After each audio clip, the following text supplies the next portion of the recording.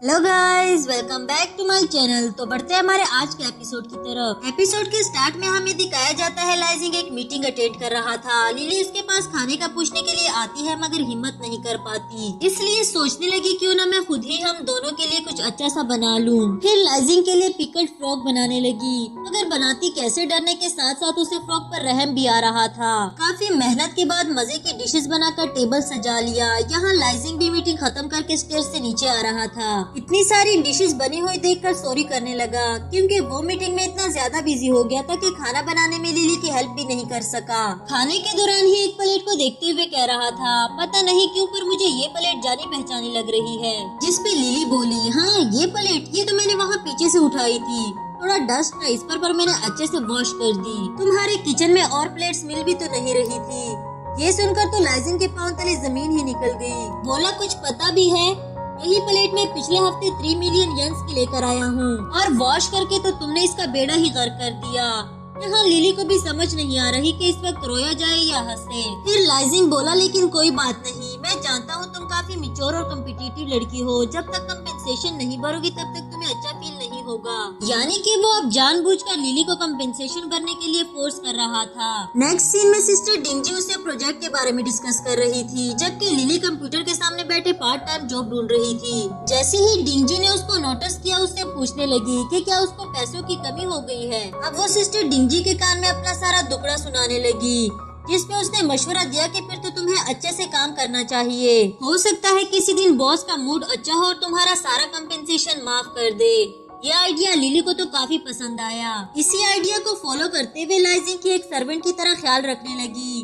वो भी हैरान था कि आखिर इसको हो क्या गया। फिर बर्तन धोते हुए उसने सारा जाग अपने बालों पे लगा दिया।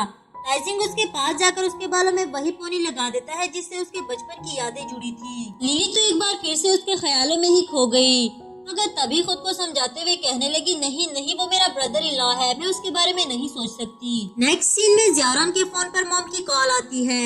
वैसे तो लिली ज़ावरान बनकर ही बात करने वाली थी, मगर उसकी मॉम ने आवाज से ही पहचान लिया, इसलिए बहाना बनाते हुए कहने लगी कि ज़ावरान बात ले रही है। मॉम तो काफी गुस्से में पूछ रही थी कि वो किसी लड़के के साथ उसके घर में कैसे रह सकती है। तो ये बोली, आप फिक्र नहीं करें, मेरी बहन काफी ज्यादा चालाक है, उसका कोई फायदा नहीं उठाएगा, और वैसे भी ये दोनों साथ रहने का प्रिटेंड कर रहे हैं। इसके बाद लिली ने काफी चालाकी से अपनी मॉम को दूसरी बातों में लगा दिया और मॉम भी आसानी से इसके झांसे में आ गई। तभी सिग्नल्स ड्रॉप होने का बहाना करके फोन काट दिया।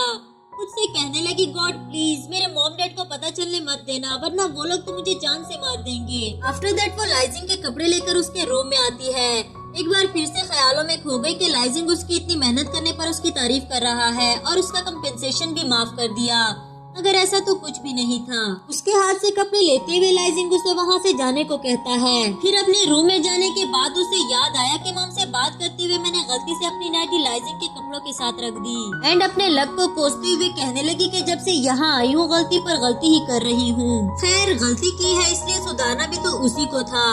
चुपके छुपाते अपनी नाइटी लेने के लिए लाइजिंग के रूम में जाती है।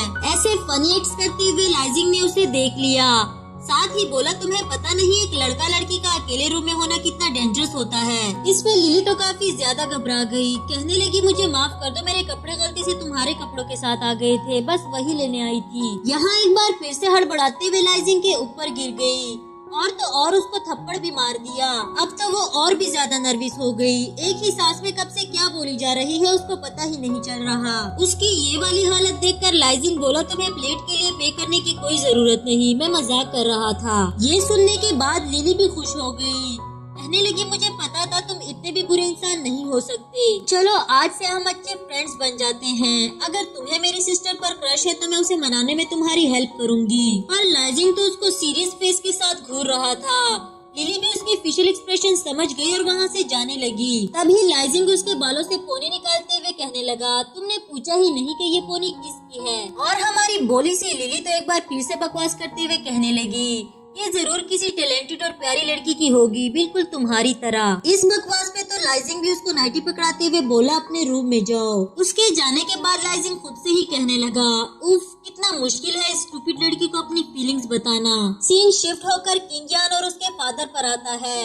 उसने अपनी पूरी कोशिश लगाई हुई है कि किसी भी तरह इस फिल्म की हीरोइन मेरी बेटी को बनाया जाए। किंग यान भी कह रही थी कि ये स्टूपिड ज़्याओरन हमेशा मेरे खिलाफ ही बात करती है। ड्राइवर ने मुझे कितनी बार बताया कि उसने याद से ज़्याओरन को ही हिट किया था, तो वो अभी तक जिंदा कैसे हो सकती है। जिसपे उसका डैड बोला उसे नुकसान पहुँचाने के बारे में भूल जाओ, अगर वो गलती से बच गई तो हम दोनों की खैर नहीं। यहाँ लिली हैप्पी होकर डिंगजी को खुशखबरी देती है कि लाइजिंग ने मेरा कंपेंसेशन माफ कर दिया। डिंगजी को इस बात पर यकीन नहीं आता और लिली ने भी ऐसा एक्सपेक्ट नहीं किया था, क्योंकि लाइजिंग कनिंग बिजनेसमैन होने के साथ साथ अपनी चीजों के बारे में काफी ज्यादा कॉन्शियस है। तभी उसको किंग यान का मैसेज आता है जो उसे काफी बुरा भला कह रही थी।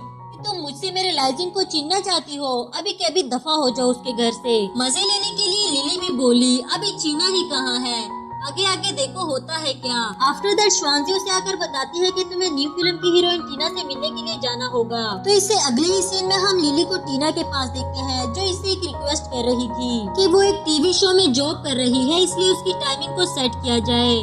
उसकी इस लेम रिक्वेस्ट पर क्या जवाब दे लिली को समझ ही नहीं आ रही थी। फॉर्चुनेटली उसके जवाब देने के लिए लाइजिंग टाइम से पहुंच आया और इस मैटर को काफी अच्छे से डील कर लेता है। लिली को तो काफी ज्यादा खुशी हुई कि उसका मसला ही सॉल्व हो गया। आफ्टर दैट लाइजिंग के साथ जाते हुए उसकी तारीफें कर रही थी, क्योंकि एक ही जुमले में उसने टीना को चुप करवा दिया। लाइजिंग बताने लगा, मुझे ऑफिस से पता चला कि तुम टीना से मिलने गई हो, इसलिए तुम्हारे पीछे चला आया। पर तुम इतनी स्टूपिड कैसे हो सकती हो जो इतनी जल्दी से लोगों के बातों में आ जाए। इस पे लिली कहती है कि उसे लोगों से बहस करने की आदत नहीं और ना ही उसे बहस करनी आती है। इसके बाद हील में उसका पांव स्लिप होता है और लाइजिंग ने उसका हाथ पकड़कर खुद की तरफ खींच दिया। यहाँ एक बार फिर से गलती करते हुए लिली ने उसके चेस्ट पर किस कर दिया। एम्बेरस तो काफी ज्यादा हो गई, मगर क्या करे, हमेशा कुछ न कुछ ऐसा कर ही देती है। खैर लाइजिंग को तो उसका बाय मिस्टेक किस करना भी अच्छा लगा। नेक्स्ट सीन में लिली को ज़्याओरन की कुछ फैंस मिलती है और उसे एक गिफ्ट भी दे दिया, जिसे हाथ में उठाए लाइजिंग के साथ घर वापस जा रही थी।